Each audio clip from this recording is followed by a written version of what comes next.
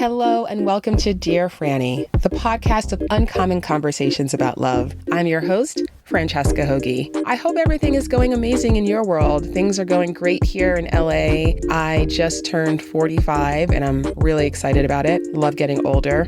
Every year gets better. And my boyfriend got me a Japanese toilet for my birthday, really cementing his status as the best boyfriend ever. Could do a whole episode about how wonderful the Japanese toilet is, but I will spare you. I do recommend that you Google it and find out just how wonderful they are if you're not familiar. And I'm very excited in this celebratory mood that I'm in to introduce to you Jessie May Wolfe. And for those of you who are not familiar with Jessie May, she is a very radiant, bright light. She's a person who I met a few months ago here in LA, and I was like, wow, I need to have this woman in my life. I need to talk to her more. I need more Jessie May. Jessie May is the founder of the Hart Rise method, which is an active meditation, which she's going to explain to you how it works and walk you through it, and it's a really powerful experience. She empowers teams of creatives, entrepreneurs, and executives around the world using her Hart Rise method. Over the last decade, she activated Hart Rise in cities globally, sharing the method with educational organizations and leading-edge companies, foundations, and communities. Each program powerfully results in increased emotional intelligence, strategic problem-solving, corporate communication, and leadership development. From wellness to tech, travel, advertising, real estate, nonprofits, and education, Hart Rise disrupts company culture, offering a fresh take on heart-powered leadership.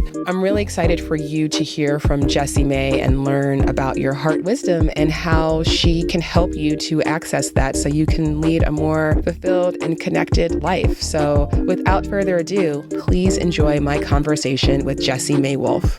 Jessie May Wolfe, welcome to the podcast. Thank you for having me in your lovely home. It's such a pleasure. I'm so excited to be here. And your beautiful dog is such a bonus. Jessie May, tell my listeners about Hart Rise. I got to experience it live and in person, and it was amazing, but please explain, how do you describe what it is that you do? Yeah, beautiful. Thank you for asking. And I love that you did get to experience it live, because so much of it is live and experiential. And really, in essence, Hart Rise is a method. So it's a practice that helps you plug into the innate power of your heart, the vibrational wisdom of your heart, because we all have this innate knowing, this intuitive wisdom, this access to something greater. And we know it inherently, and yet when the you-know-who, the busy kicks in, and especially now in this continuous sort of constant distracted environment that we live in where everything is tugging at our attention. Yeah. It's so challenging.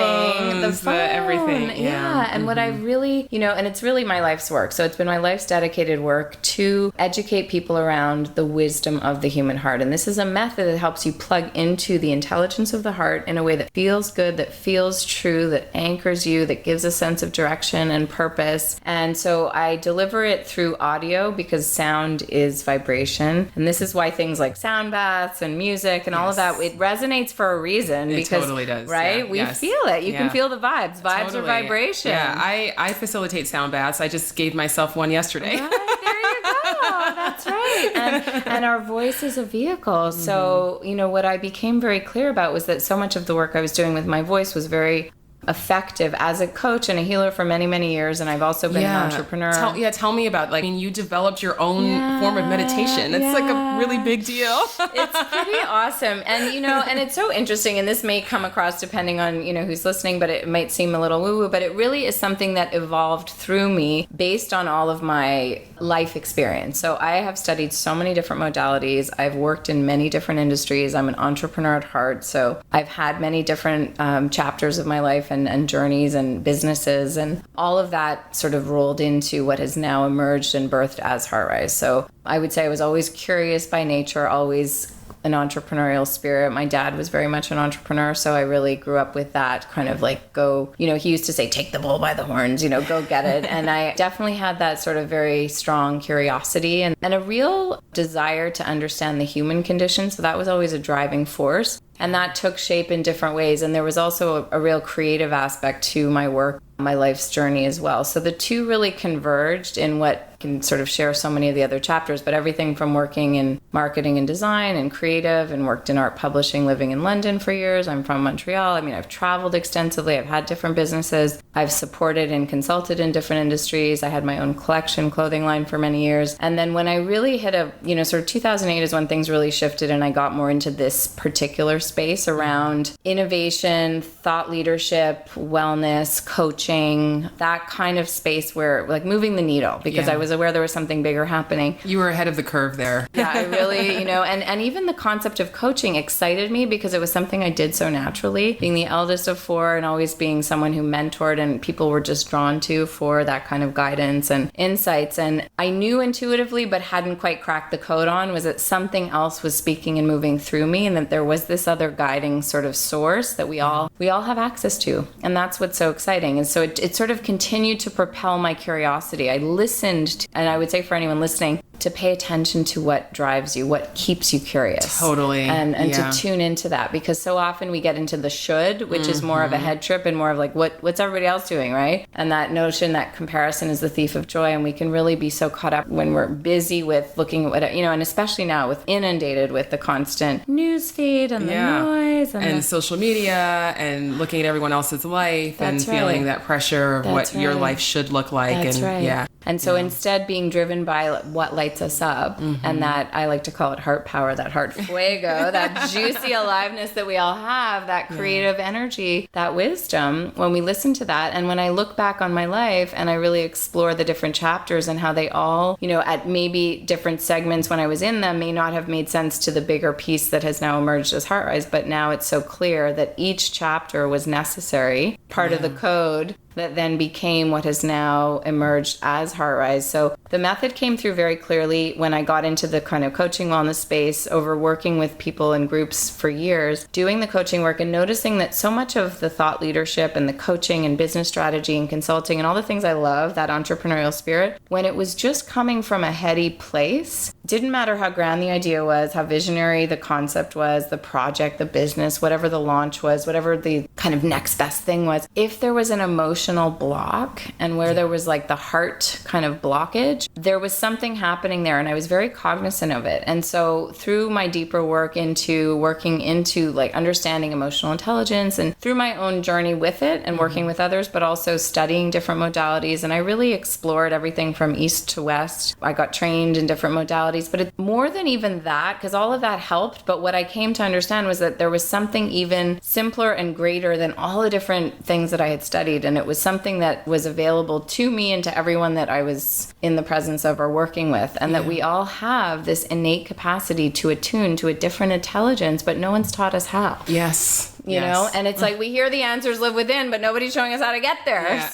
This was like, I felt like I cracked the code one day when I was jogging, and I used to do these jogs on the beach for years when I moved to Venice, and I would get these, to sound again a little, it's definitely a little new age kind of West Coast to say this, but I would get these downloads, and it's real. I would be running and I would get these insights that would come through, and when we're open and we're available, that's when you can receive them. That's right. And I would go and I would literally go freehand, freestyle, barefoot, like when the tide was low, and I would go jog, and I would just always get really attuned to something greater. And every time I would come back, I would, write my heart out, because things would come through. And I had been deeply working in the field of coaching and groups and entrepreneurship, and it was very clear what was happening. And it was this 4-step method that is now Hart Rise that I've sort of really streamlined, and it's a code essentially that helps you access this inherent wisdom that we all have, and anyone can practice it, and it helps you to recalibrate. It's practical, it's accessible.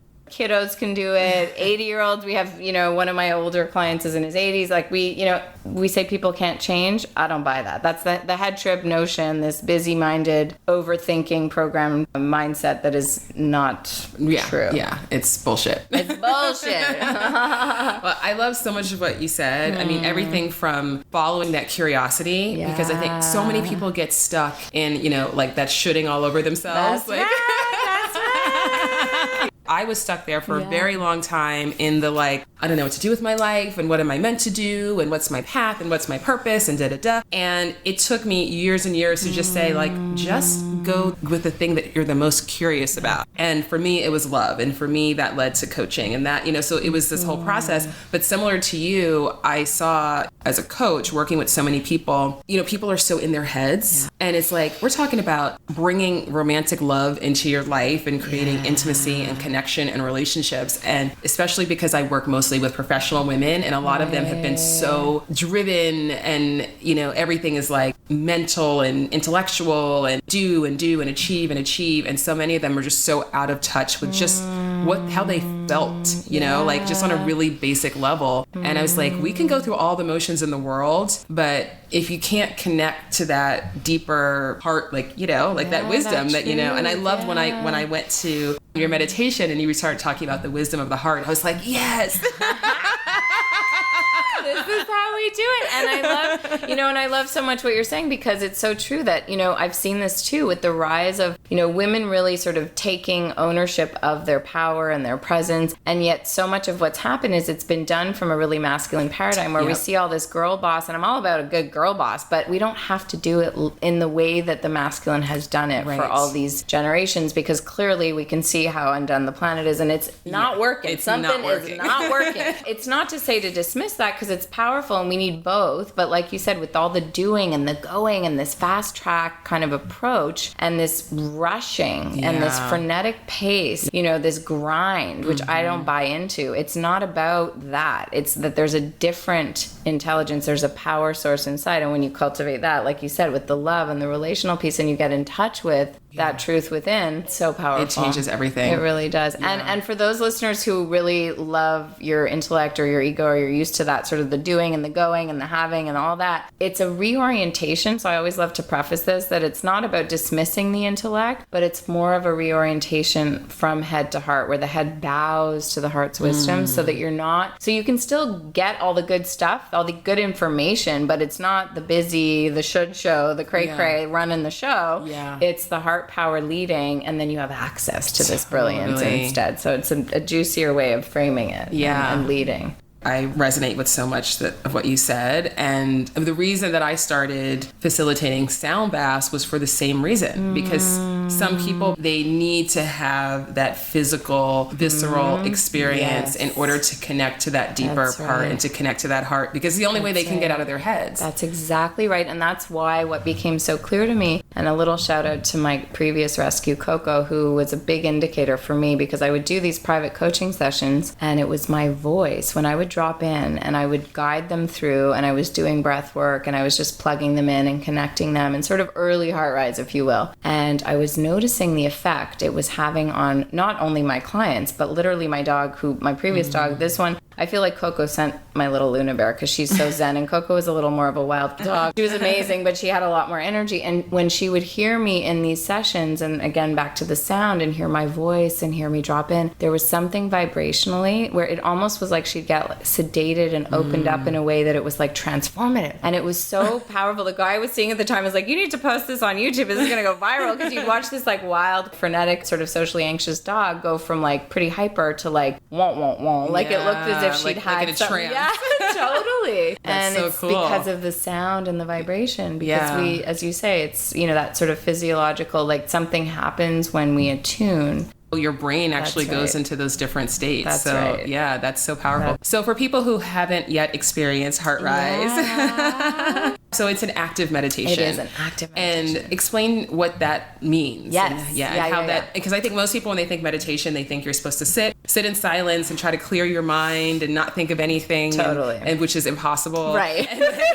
Totally. So then people are like, this doesn't work. Like, not so much. I can't do it. My mind's going a million miles an hour. Totally. No, it's so true. I mean, I was one of those people, FYI, just for anyone listening. I liked in theory the concept of meditation, but, I'd sit quiet for a moment or try and sort of watch the thoughts as passing clouds. And I was like, okay, this works for 30 seconds and then it's off to the races again. Yeah. And then the firing squad is back in the to-do list. Nonstop, right? How long have I been sitting here? Exactly. And even if we're sitting for, and I have so many people and clients even, and people who attend Hart Rise now who have, you know, really gotten on board because they were practicing, quote unquote. And you see this where they'll think they're meditating, but if you're just sitting and you're still, like you said, running through the to-do, which is very often how people meditate. So they're still active in that brain. So the method teaches you instead how to really connect with that emotional intelligence, with that heart wisdom. So there's 4 steps to it. And essentially it helps to get you out of your head trip and into your heart power. It's very much about, and I'm Canadian, I know whenever I say about, they're like, there it is. You know what? I'm from the Bronx, and I think I say about like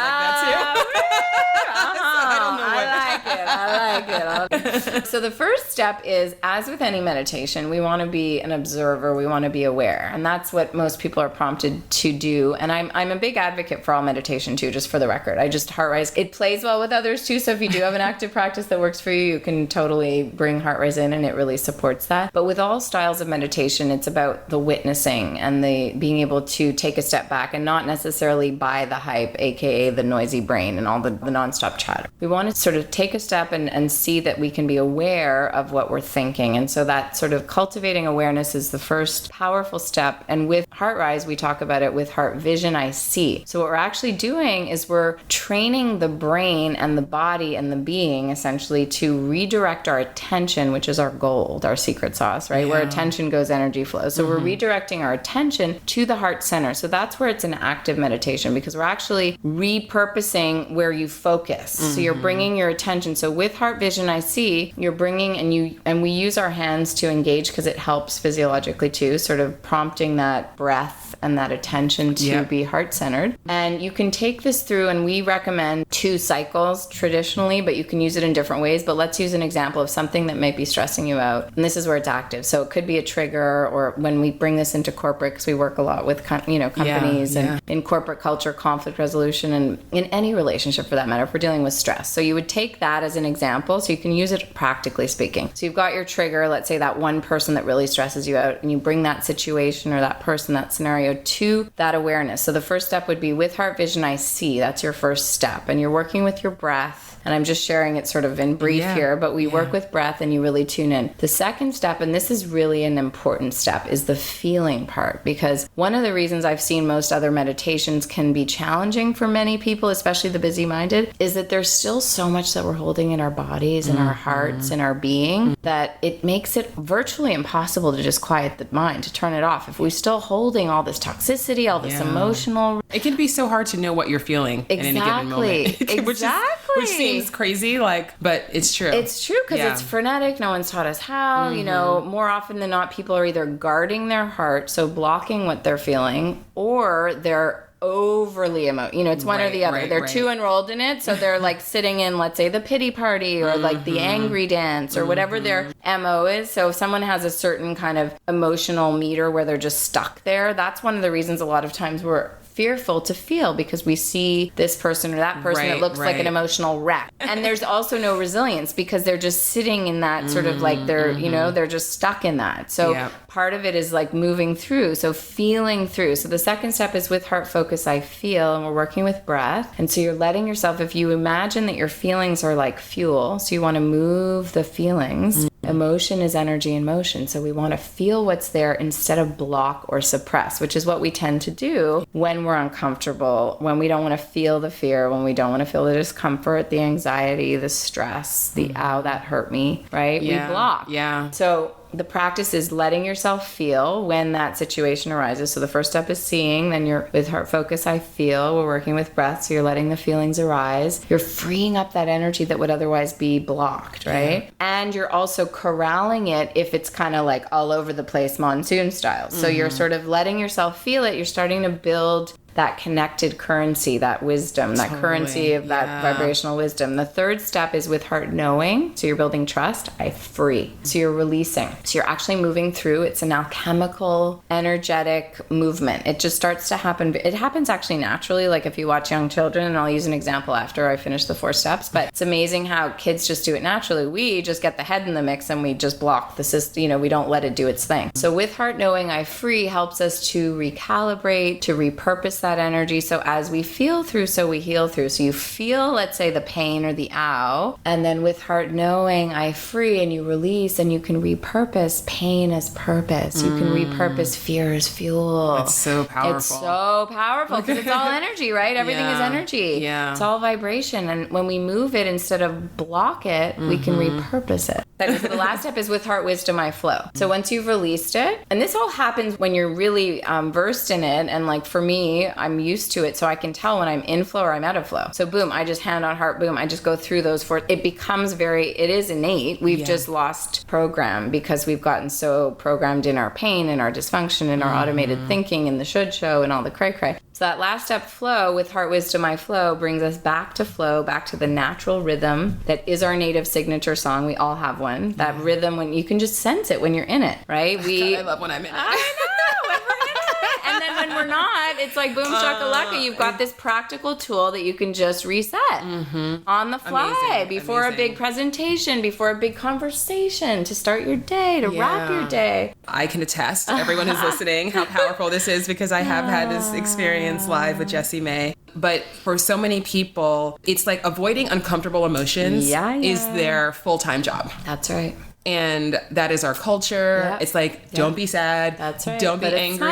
Don't be this. Don't be that. That's numb it, shove it down, pretend it's not there. Put on, put a smile on your face. And for people to be able to access uncomfortable emotions without judgment. That's right. Oh, yes, that's exactly it. Is huge. It's so huge. And the more we practice, the beauty is the less those uncomfortable feelings arise, because we get versed in we let them move through. We don't have that resistance, and then they become less frequent too, because we start to build a resilience. But you're so right about the judgment. So what happens typically, so I was going to reference a little kiddo example, but so let's just take an example of a child, and then we'll do a similar version for an adult where they hold on. So a kid, let's say they're in a situation, right? So little, Susie is playing with her friends and she's having a moment, she's in it with Our Vision I See, let's say she's having a great time. So she's super excited, she's feeling really happy. So with Heart, Focus, I feel she's like feeling super elated and excited, and then she lets it go and she frees it, and then she flows, and then the next thing you know, she might be right there in another cycle, and just as quickly she might have a tantrum like 30 seconds later because Lindsay took her toy. Exactly. So that's, and then boom, she has a tantrum. So the tantrum is the feeling bit, right? So the toy is taken, Lindsay takes her toy, she feels the tantrum. With Heart Knowing I Free, she frees it, and then she's back in flow and she's giggling back in the happy zone within a 2-minute cycle. So little children, if you watch them, do this innately. We know how to do this. This is how the heart is wired. This is the natural source of our being. We have access to this intelligence. We know how to do it. What we do, so let's get back to the judgment in the adult. So let's say same scenario, right?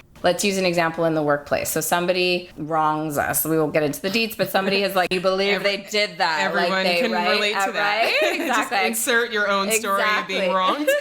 Right? So I can't believe Susie did that. So Susie did that now, right? And instead of us being in connection with the feeling around it, so like, ow, that hurt, or because there's a discomfort, like we said, we don't want to feel the ow, the pain, the anxiety, the stress, whatever the discomfort is, we block it. And in so doing, we end up getting on the horn. So we'll be telling all of our coworkers, we'll be texting about it, we'll be writing about it. We blast it out, we turn it into a whole crazy thing, and we amplify it because we didn't want to feel it. So we put judgment, to your point, we judge it, we stay in the head trip, we block the heart's power. And the more we do that, we harden our hearts and we block. So those examples you were talking about these sort of corporate executive women that are like, I got this, being all baller about it. It's like, actually, you're much more ferocious when you lead with heart, because there's a courage, there's a grace, there's a ferocity, there's a vulnerability. And there's a resilience, like you said. That's right. Yeah. That you can build. So it's okay to have moments like, look, I've had very public moments where I've totally had a moment of tears, and it's okay. And then the next moment I'm laughing and I'm sharing, because when you practice moving through the emotions, they don't hold sway over you anymore. You're in charge. Yes. You can feel through them, but then you can let them go. And it's actually very safe and very healthy. And it's dangerous if we don't, because that's what manifests as dis-ease and all the other dysfunction. Yeah, seriously. Well, and also going back to the example of the child, part of the problem is that the parents, the adults intervene, and they don't want the kid to be be That's upset. right. And so then they get angry with the kid for having a tantrum. They get frustrated with the kid for having a tantrum. right. And all they're trying to do is shut that down. That's right. And then that kid gets the message. That's right. Don't feel, right? Yeah, Children should be seen and not heard. Exactly. Like, it's not okay. It's not okay. And then they start to turn that inward. And the reinforces the blocked emotion, the emotional constipation that starts or ensues at a very young age, because you're so right that they're not encouraging, for the most part, kids to be fully expressed. Not at all. Not at all. I mean, I'm not a parent, Right. so, no judgments, but I see that a lot. And I'm just like, oh, they're sad. It's okay. Well, that's it. And letting children be who they are, exactly. And just letting them honor their feelings is a very healthy, safe way to be with children, because then it lets them feel seen, so that they know, even when they're feeling something, that it's safe enough to feel, so they don't have to block and harbor it, because that's where it sort of sets the early cues up. Right. And that dysfunction begins. That's right. Yeah. That's right. And then the automated thinking and the wiring that then guides things, that keeps everything shut down, because we're crafty, Oh, we're so good. We are. We will adapt. We adapt. I mean, it's amazing. Yeah, it is how amazing. Powerful we are. It is. And how adaptable we are. It is. And so even you can use that to your benefit. Right. Exactly. So when you really establish that,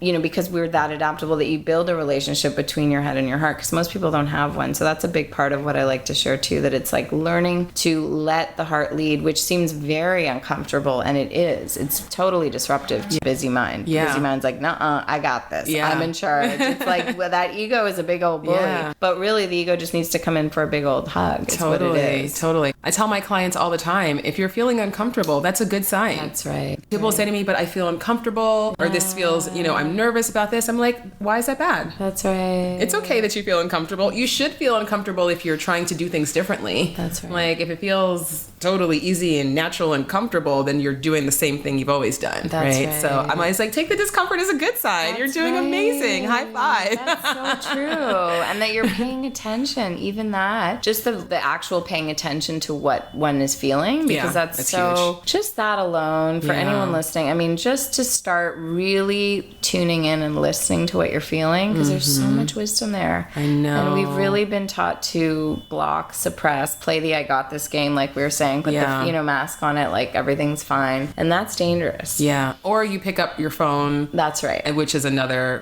way that, it's a real check out, numbing agent. Now you don't have to deal with whatever you're feeling. That's I think I've been trying to, I'm not super addicted to my phone. I'd say on a scale of like 1 to 10, I'm like maybe like a 5, like a 4 or 5. Okay. But that's because I make a very intentional effort. I don't allow, like, there's no screens in my bedroom. That's a rule. I turn my phone off at night. Like, when I'm like, okay, it's time for me to start getting ready. Like, I turn my phone off. I never have my ringer on because I don't want to hear it. Yeah, but I've like put these things in place. Great. No notifications. Like, because I'm just like, I don't need to see every time somebody likes something on Instagram. All that's going to do is make me go to Instagram. These beautiful. they know what they're doing with this technology. But even still, we are so susceptible because we haven't allowed ourselves. And that's the beauty. And I love what you're sharing, because it becomes easier the more emotionally resilient we are to not be susceptible to everything else that tugs at us. Because to your point, we're so easily distracted because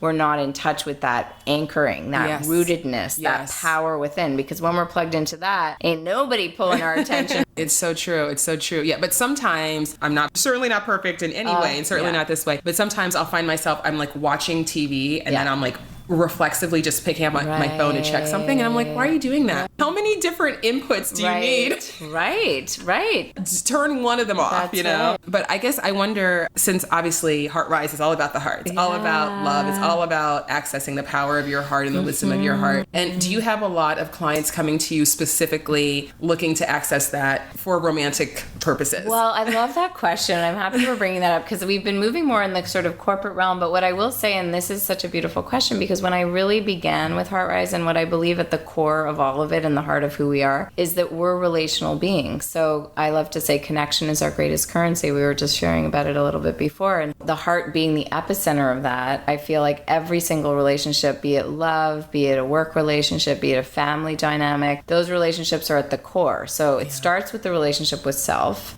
So we hear a lot about self-love, and I think sometimes it gets confused in terms of doing, let's say, a mani-pedi versus like doing God. deep work. You know, like I'm not talking about like pampering. Like I love all that. I'm all about it, but I'm talking about getting into the heartbeat of who you are. So we want to really plug in first, develop that relationship with self. That's what self-love looks like as far as I'm concerned. And then with that, then we can start to attract the love relationships, the relational intelligence, even when it comes to work dynamics and what kinds of professions or what kinds of environments we want to be in and what drives us, and how to heal and mend even familial relationships. I mean, I've been doing amazing work with even families. I mean, we've, you know, now we're focused a little more in the corporate arena, but it is so applicable because the heartbeat of who we are is at the source of all relationships. So in terms of love, it's everything. And I used to do a lot more in the love domain. So maybe we'll get jamming on that because there's definitely a lot of room for it. And it's so powerful to call in love once we're in touch and in tune with our own heart wisdom, because we're much clearer. So the vibes don't lie, I love to say. You know, you can feel it. So you know. You know, people used to, and actually this is a funny story, but I used to do Thursday nights in Venice. I don't do weeklies anymore. I just don't have the bandwidth or the time, and we're growing and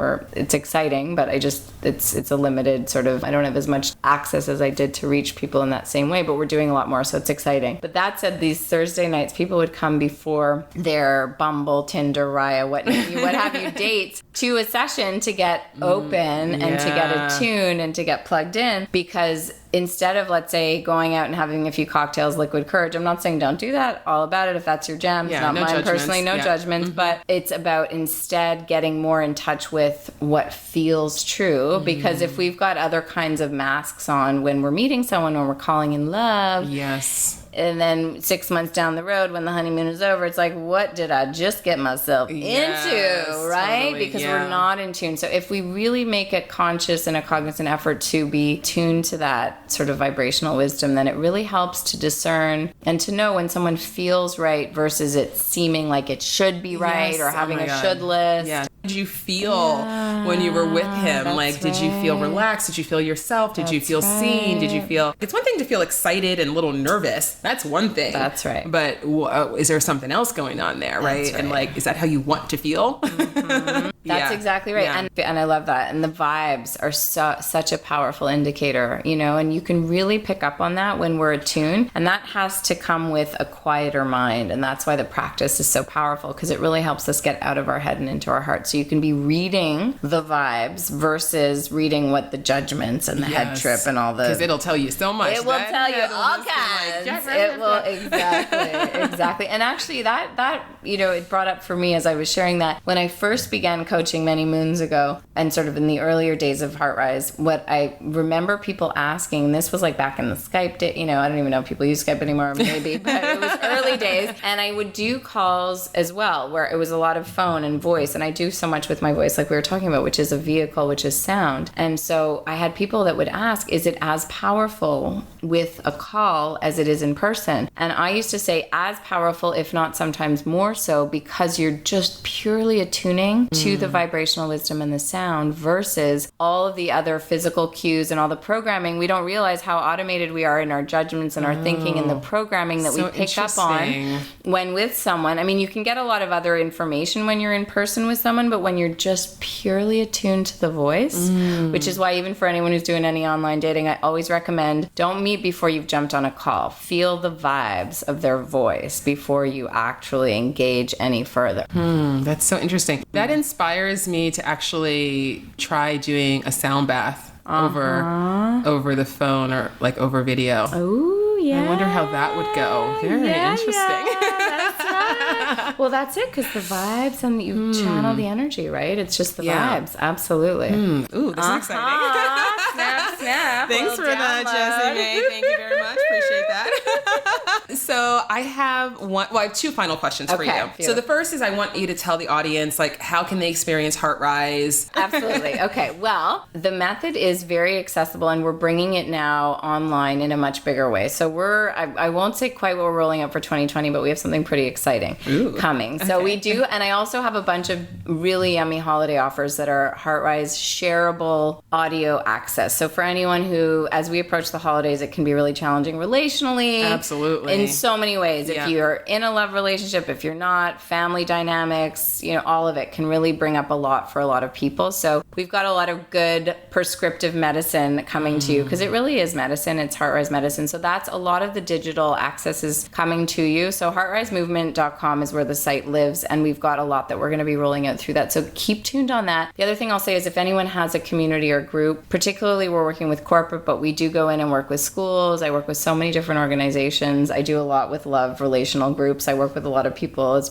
bright lights like you who have groups and have communities. So if you've got a group and you want to bring in a little HeartRise session or a little evening or a soiree, dial it in. I'm like, my nickname is Mama Fuego. I love to bring the fuego when I can. So I'm all about that. And then there's so many other beautiful ways. I have a podcast too, High on Heart. So that's weekly. I share different themes all around the heart and the power and the presence. And there's so much more on the site, but I would say those are the prime ones. And the last thing is there's a monthly Tribe Connect too, which is a beautiful way to connect. And it's actually like for those of longtime Heart Risers and new, both the same, but it's sort of like a reunion. I feel like people come together and it's Braveheart leaders. We tend to call in a lot of entrepreneurs, leaders, creatives, people who are powerhouses and who are wanting to leave in a Braveheart way. So if you're feeling called and you're craving community, bring it on home, because we have this monthly gathering. It's a workshop online and it's a beautiful way to really anchor. Each month is themed. I do a guided HeartRise experience. We practice the method together and we commune, and people from all over the world. And it's not too massive that you feel like you're in this big soup of who are all these people, but I really create a safe, cozy space. Oh, beautiful. And lots of events too. So Soho House, we do stuff all over town. So check it out. Okay. Well, of course, I'll link to everything in the show notes so people can connect and find out where you are and how to have this experience. And we'll offer a free one too. I'll happily give a little Instamed to.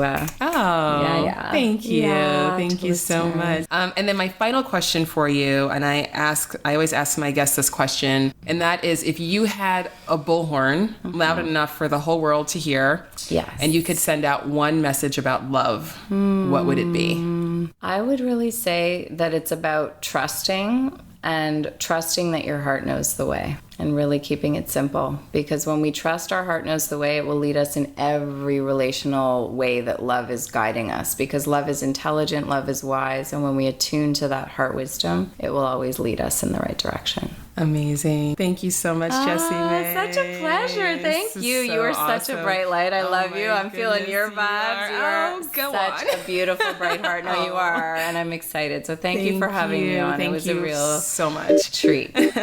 And there you have it. My conversation with Jessie May. I hope that you enjoyed it as much as I did. Trust me when I say that she is such a beautiful light. And please be sure to check the show notes for all links to Jessie May and to Hart Rise, and to find out how you can experience Hart Rise live and in person or online, because that is also an option. And so there's lots of great things in the Hart Rise world that you should definitely stay connected to. And you can also stay connected to me. I am at Dear Franny on all social media, on Instagram, on Facebook, on Twitter, on all the places. You can also stay in touch with the podcast at Dear Franny Podcast on Instagram and Facebook. If you are enjoying the show, and I hope that you are, please take the time to rate it and review it, to share it. Just text a link with any episode that really speaks to you with your friends, to your friends, your social media. I would be so very grateful, and I love hearing from you guys. So please reach out and let me know if you're enjoying the show and what you're enjoying and the kinds of conversations you'd like to hear more of, because I